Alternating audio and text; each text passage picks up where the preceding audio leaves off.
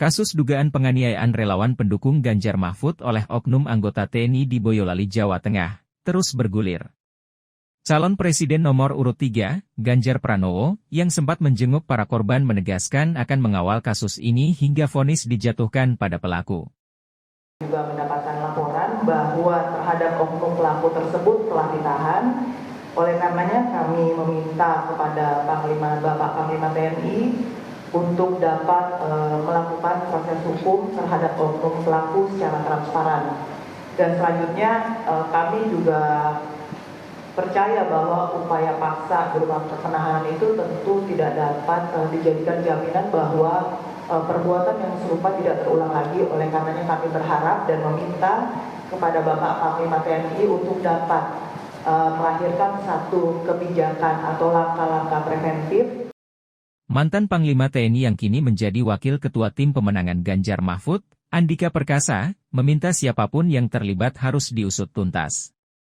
Menurut Andika, para tersangka minimal bisa dikenakan pasal tindak kekerasan bersama-sama dengan ancaman hukuman hingga 9 tahun. Ini harusnya bisa menjerat seteliti-telitinya. Para terduga tersangka minimal ini bisa dikenakan pasal 351. Yaitu tentang penganiayaan. Yang kalau korbannya mengalami luka berat, itu ancaman hukumannya bisa sampai 5 tahun. Kemudian pasal 170 KUHP. Tadi pasal 351 KUHP ya. Pasal 170 KUHP melakukan tindak kekerasan bersama-sama, ini juga diancam dengan hukuman apabila korbannya luka berat, ini sampai dengan 9 tahun.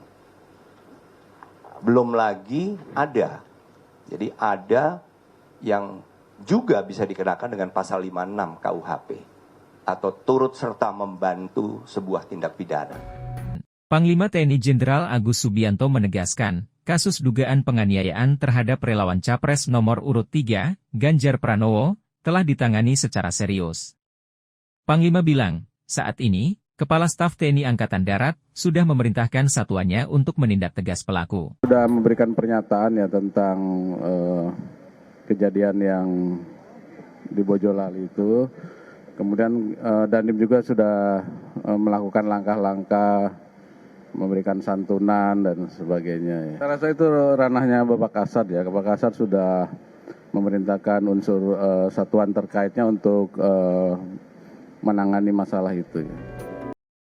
Setelah sebelumnya memeriksa 15 prajurit, Denpom Surakarta kini sudah menetapkan 6 orang oknum anggota TNI sebagai tersangka dalam kasus penganiayaan relawan pendukung Ganjar Mahfud di Boyolali, Jawa Tengah.